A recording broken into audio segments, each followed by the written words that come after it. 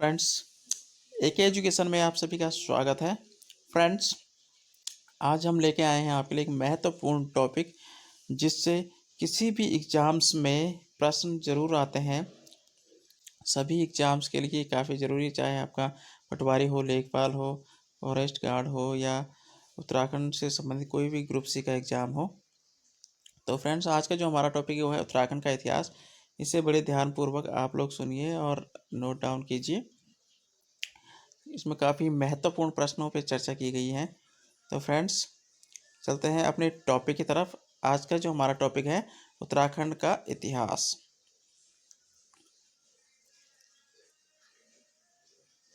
अब बात करते हैं, सबसे पहले इस टॉपिक में हम किस किस के बारे में जानेंगे, कौन कौन सी चीज़ें हम यहाँ पे पढ़ेंगे। तो कुनिंद वंश के बारे में पढ़ेंगे, कार्तिकेय वंश के बारे में पढ़ेंगे, चंद वंश, परमार वंश, टिहरी रियासत, ब्रिटिश शासन, गोरखा शासन, उत्तराखंड पृथक राज्य आंदोलन। तो फ्रेंड्स, अब बात करते हैं कि उत्तराखंड जो हिस्ट्री है उसको कितने भागों में बांटा गया है।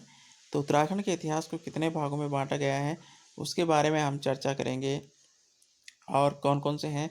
तो सबसे पहले बात करते हैं हम प्रागैतिहासिक काल। जैसे कि आपको पता होगा कि उत्तराखंड के इतिहास को 3 भागों में बांटा गया है: प्रागैतिहासिक काल, आदि ऐतिहासिक काल और ऐतिहासिक काल। तो प्रागैतिहासिक काल किसे कहते हैं? जिस काल का हमारे पास लिखित में कोई भी वर्णन नहीं है उसको हम प्रागैतिहासिक काल कहते हैं। जिस काल का हमारे पास लिखित में वर्णन है लेकिन पढ़ा नहीं गया है उसको आदि ऐतिहासिक काल कहते हैं। और जिस काल का हमारे पास लिखित में वर्णन है और वो पढ़ा भी जा चुका है उसको हम ऐतिहासिक काल कहते हैं। उसके बाद बात करते हैं कि प्रागैतिहासिक काल में क्या क्या चीज़ें पढ़ने वाले हैं। पुरातात्विक स्थल या प्राकृतिक स्रोत, साहित्यिक स्रोत, कुनिंद वंश की मुद्राओं के प्रकार, शक वंश का शासन, कुषाण वंश का शासन, योधे वंश, कीर्तपुर राज्य, नाग वंश का शासन, मौखरी वंश का शासन, हर्षवर्धन का शासन, कार्तिकपुर राजवंश, खरफरदेव, निम्बर सारोदित्य वंश, शंकराचार्य का उत्तराखंड आगमन, कुमाऊं के चंद राजवंश का इतिहास, परमार वंश, पालीग्राम का युद्ध, गोरखाओं का शासनकाल, गोरखाओं का कुमाऊं में शासन, गोरखाओं का गढ़वाल में शासन, गोरखाओं की उत्तराखंड में शासन प्रणाली, गोरखाओं की उत्तराखंड में कर प्रणाली, टिहरी रियासत की स्थापना, संगोली संधि, टिहरी रियासत के परमार राजा, उत्तराखंड में ब्रिटिश शासन, उत्तराखंड में ब्रिटिश कमिश्नर, उत्तराखंड पृथक राज्य आंदोलन, खटिमा कांड, मसूरी कांड, रामपुर तिराहा, श्रीयंत्र टापू और कुछ महत्वपूर्ण प्रश्नों पर यहाँ पर चर्चा करेंगे। तो फ्रेंड्स, चलते हैं टॉपिक की तरफ। आप लोग इसको ध्यानपूर्वक समझिए क्या क्या चीज़ें हैं इसमें। अब बात करते हैं, सबसे पहले हमारे पास क्या आया था, उत्तराखंड का इतिहास, प्रागैतिहासिक काल। तो प्रागैतिहासिक काल में जो क्या है, इसकी जानकारी हमें कहाँ से मिलती है? पुरातात्विक स्थलों या पुरातात्विक तत्वों से प्राप्त होती है, जिसे हमें यह पता लगता है कि इस काल में भी मानव की भूमिका थी। तो जो प्रागैतिहासिक काल है उसी से हमें पता चला है कि यहाँ पे मानव की भूमिका है, मानव यहाँ पे निवास करता था। पुरातात्विक स्थल या पुरातात्विक स्रोत, ये पुरातात्विक स्थल या पुरातात्विक तत्व क्या क्या चीज़ें थी? जैसे मृदभांड, शैलचित्र, गुफा, कंकाल इत्यादि। क्योंकि यहाँ पे मानव निवास के बारे में कहाँ से पता चला? क्योंकि उस समय प्रागैतिहासिक काल में, जैसा कि अभी बताया हमने, प्रागैतिहासिक काल क्या होता है? जिस काल का हमारे पास लिखित में कोई भी वर्णन नहीं होता है। तो जब लिखित में कोई वर्णन नहीं था तो कैसे पता चला कि यहाँ पे मानव निवास था? तो मानव निवास कैसे पता चला? पुरातात्विक स्थलों से या पुरातात्विक स्रोतों से। तो पुरातात्विक स्रोतों में क्या क्या चीज़ें थी? जैसे मृदभांड हो गए, शैलचित्र हो गया, गुफा, कंकाल हो गए। तो इन चीज़ों को हम पुरातात्विक स्रोत कहते हैं। जैसे मिट्टी के बर्तन होंगे तो मानव भी निवास करेंगे, जानवर तो करेंगे नहीं। शैलचित्र शैलचित्र जैसे गुफाओं पे, चट्टानों पे चित्र बनाना, गुफाएं, कंकाल। तो ये सारी चीज़ें उस समय पुरातात्विक स्रोत इसके साक्ष्य मिले, प्रागैतिहासिक काल के साक्ष्य मिले। उसके बाद देवीधुराज चंपावत उत्तराखंड से हेनवुड नामक व्यक्ति ने 1856 में उत्तराखंड के पुरातात्विक स्रोत की खोज की थी। इसलिए उत्तराखंड के पुरातात्विक स्रोत की खोज का श्रेय हेनवुड को जाता है। उसने देवीधुरा के महापाषाणकालीन पुरावशेषों की खोज की थी। तो देवीधुरा चंपावत उत्तराखंड से हेनवुड नामक व्यक्ति ने 1856 में उत्तराखंड के पुरातात्विक स्रोतों की खोज की थी, इसलिए उत्तराखंड के पुरातात्विक स्रोतों की खोज का श्रेय हेनवुड को जाता है। उसने देवीधुरा से महापाषाण कालीन पुरावशेषों की खोज की थी। पिथौरागढ़, चमोली, उत्तरकाशी, अल्मोड़ा प्रमुख पुरातात्विक स्थल हैं जहां उत्तराखंड के पुरातात्विक स्रोत की खोज हुई। नेक्स्ट, 1952-53 में यज्ञदत्त शर्मा नामक व्यक्ति ने हरिद्वार के बहादुराबाद से पाषाणकालीन अवशेषों की खोज की थी। कब की थी? 1952-53 में यज्ञदत्त शर्मा नामक व्यक्ति ने हरिद्वार के बहादुराबाद से पाषाणकालीन अवशेषों की खोज की थी। इसके बाद बात करते हैं कि इन पुरातत्व स्थलों की खोज के बारे में और इनके बारे में और जानकारी देखते हैं क्या है। अब सबसे पहले बात करते हैं पुरातत्व स्थल में पिथौरागढ़। पिथौरागढ़ के बनकोट क्षेत्र से 8 ताम्र मानवाकृतियां प्राप्त हुई हैं। इसकी खोज 1989 में 1989 में हुई थी। किसकी? बनकोट की। बनकोट कहाँ पे? पिथौरागढ़ में। और यहाँ से 8 ताम्र मानवाकृतियों की खोज हुई थी। नेक्स्ट है चमोली। चमोली में ग्वारखा गुफा है। तो ग्वारखा गुफा, इस गुफा का श्रेय राकेश भट्ट को जाता है।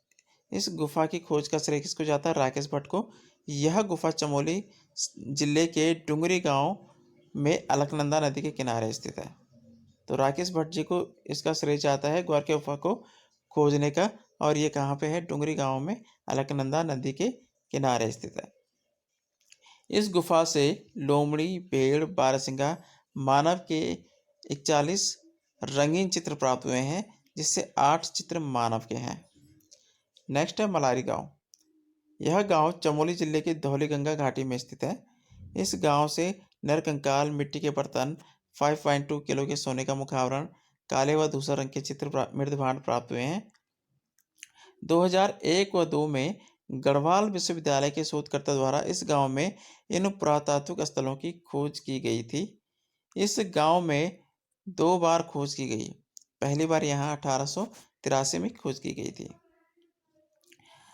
उसके बाद 1956 में शिव प्रसाद डबराल द्वारा यहाँ शवदान, वह जगह जहाँ शवों को रखा जाता है या दफनाया जाता है, की खोज की गई थी। शवदान यानी कि जहाँ शवों को दफनाया जाता है या शवों को रखा जाता है। तो 1956 में शिव प्रसाद डबराल द्वारा यह शवदान की खोज की गई थी। राहुल सांकृत्यायन ने इन शवदान को खस जाति का बताया है। तो राहुल सांकृत्यायन जी ने क्या किया है? इन शवदानों को खस जाति का बताया है। नेक्स्ट, किमनी गांव। यह गांव चमोली जिले के थराली के पास स्थित है।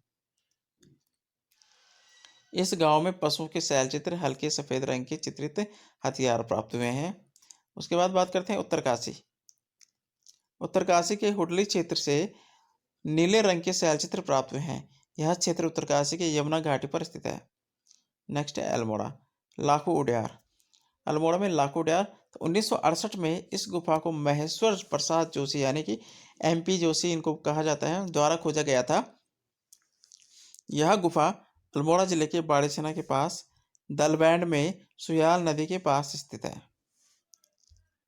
नेक्स्ट, इस गुफा में पशुओं व मानव के रंगीन चित्र प्राप्त हुए हैं। इस गुफा के शैल चित्रों की तुलना मध्य प्रदेश के भीमबेटका गुफा में प्राप्त हुए शैल चित्रों से की जाती है। तो जो अल्मोड़ा की लाखू गुफा के जो शैल चित्र हैं, इसकी जो तुलना की जाती किससे की जाती है? मध्य प्रदेश में भीमबेटका गुफा में प्राप्त हुए शैल चित्रों से की जाती है। इसके साथ ही यहाँ नागफनी के आकार के भव्य शिलाचित्र भी प्राप्त हुए हैं और सामूहिक नृत्य करती हुई मंडली के चित्र भी प्राप्त हुए हैं। ये आप देख सकते हैं, इस प्रकार की ये गुफाएं थी, इस प्रकार की चट्टानें थी और इसमें इस प्रकार के रंगीन चित्र थे।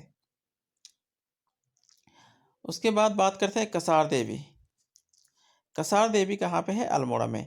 यह अल्मोड़ा जिले से 8 किलोमीटर की दूरी पर कश्यप पहाड़ी की चोटी पर स्थित है और यह मंदिर 2री शताब्दी से यहाँ स्थापित हुआ है।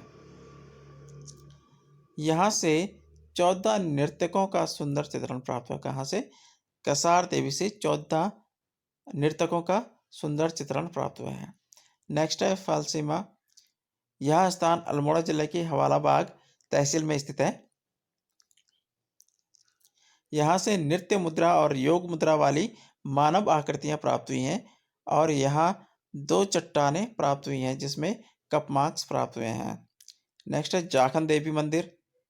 यह मंदिर अल्मोड़ा जिले के धरनौला में स्थित है। यह मंदिर अल्मोड़ा जिले के धरनौला में स्थित है, जाखन देवी मंदिर। इस मंदिर में यक्षों के निवास की पुष्टिकरण मिलता है। नेक्स्ट है पेटसाल और फड़कानौली। ये भी कहाँ पे है? अल्मोड़ा में। पेटसाल में 1989 में कत्थे रंग की मानव आकृतियां प्राप्त हुई हैं और 1985 में फड़कानौली की खोज हुई थी। तो पेटसाल की खोज 1989 में और फड़कानौली की खोज 1985 में हुई है। इन दोनों स्थानों की खोज यशोधर मठपाल ने की थी और यह दोनों स्थान सुयाल नदी के पास स्थित है। तो यशोधर मठपाल ने खोज की थी किसकी? फड़कानौली की और किसकी? पेटसाल की। नेक्स्ट है लोयथाफ। यहाँ से लाल रंग के चित्र शैलाश्रय प्राप्त हुए हैं। नेक्स्ट है कालसी शिलालेख। यह स्थान देहरादून के उत्तर में टॉन्स और यमुना नदी के संगम में स्थित है। 257 ईसा पूर्व में सम्राट अशोक द्वारा एक अभिलेख कालसी में स्थापित करवाया गया था। यह अभिलेख पाली भाषा और ब्राह्मी लिपि में लिखा गया है।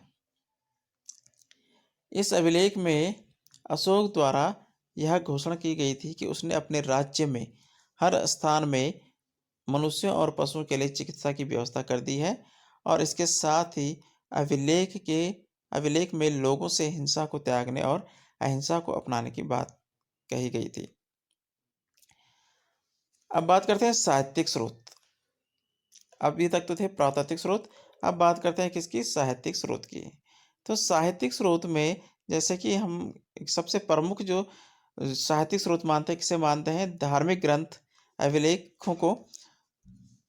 तो अब इनके बारे में हम यहाँ पे चर्चा करते हैं। जैसे कि हमें पता है कि वेद 4 प्रकार के होते हैं: ऋग्वेद, यजुर्वेद, सामवेद और अथर्ववेद।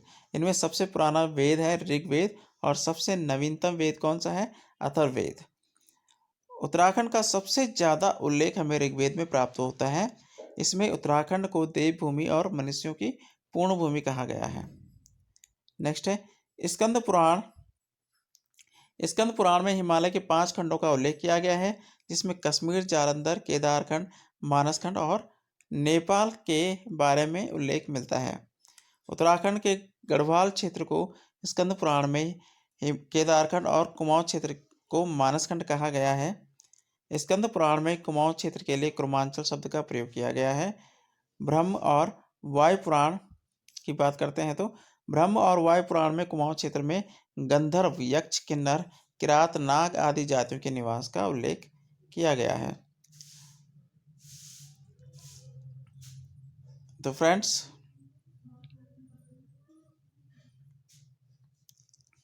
अब बात करते हैं हम सबसे पहले कुनिंद वंश की, क्योंकि यहाँ पे जो सबसे पहले जो साक्ष्य मिलते हैं वो किसके मिलते हैं? कुनिंद वंश के।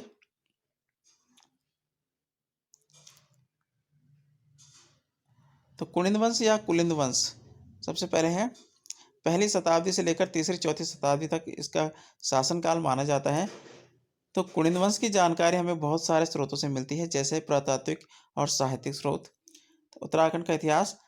कुनिंद वंश को उत्तराखंड में राज करने वाली पहली राजनीतिक शक्ति माना जाता है। उत्तराखंड में तीसरी से चौथी शताब्दी तक कुनिंद वंश और उनके शासकों का शासन रहा था। अशोक के शिलालेख में कुनिंद वंश के क्षेत्र को अपरांत कहा गया है और यहाँ के लोगों को पुलिंद कहा गया है। इस वंश की प्रारंभिक राजधानी कालकूट थी। इस वंश की प्रारंभिक राजधानी कालकूट थी। इस वंश का सबसे प्रतापी और शक्तिशाली राजा अमोघभूति थे। इसके साथ वह कुनिंद वंश के शुरुआती राजाओं में से थे। कालसी शिलालेख के अनुसार कुनिंद वंश मौर्यों के अधीन हुआ करते थे। कुनिंद वंश के शासक इतिहास में कुनिंद वंश के शासकों को 3 काल के चरणों में विभाजित किया गया है। तो ये जो कुनिंद वंश के जो शासक थे, इनके काल को 3 चरणों में विभाजित किया गया है। तो पहला जो काल चरण था इनका सुबाहु, दूसरे काल चरण में इसके बारे में जानकारी प्राप्त नहीं हुई है। और तीसरा जो काल चरण था विषभदेव, अग्रराज, धनभूति फर्स्ट, धनभूति सेकंड, बलभूति, अमोघभूति, शिवदत्त, हरिदत्त, शिवपालित और छत्रेश्वर, ये इनके काल में थे तीसरे चरण में। अब कुनिंद मुद्राओं के प्रकार, अब इनकी मुद्राओं के बारे में पढ़ेंगे कि इनकी मुद्राओं के प्रकार क्या थे, इनमें कौन कौन सी मुद्राएं थी। तो मध्य हिमालय से प्राप्त हुई कुनिंद कालीन मुद्राओं में उनके कालक्रम के अनुसार 3 प्रकार की मुद्राएं हैं। पहली मुद्रा का नाम है अमोघभूति प्रकार की मुद्रा, दूसरी अल्मोड़ा प्रकार की मुद्रा, तीसरा छत्रेश्वर प्रकार की मुद्रा। 3 प्रकार की मुद्राएं हैं, पहले अमोघभूति प्रकार की मुद्रा, दूसरा अल्मोड़ा प्रकार की मुद्रा, तीसरा छत्रेश्वर प्रकार की मुद्रा। इन मुद्राओं की लिपि, धातु, लेख और इनमें मिले चित्र कुछ इस प्रकार हैं। सबसे पहले बात करते हैं अमोघभूति प्रकार की मुद्रा। तो अमोघभूति प्रकार की जो मुद्रा है इसकी लिपि क्या है, ब्राह्मी और खरोष्टी। दूसरी बात क्या है, ये धातु कौन सी है इसमें यूज हुई, तांबा। तो अमोघभूति प्रकार की जो मुद्रा है इसकी लिपि ब्राह्मी और खरोष्टी है। धातु इसमें तांबा और चांदी इसमें यूज हुआ है। लेख इसमें क्या था, राज्ञ कुनिंदस अमोघभूतिस महराजस, इसमें एक लेख अंकित किया गया था, राज्ञ कुनिंदस अमोघभूतिस महराजस। तो ये इसी के आधार पर यह माना गया है कि इस काल का सबसे जो प्रमुख जो शासक था, सबसे शक्तिशाली शासक था, वो अमोघभूति था।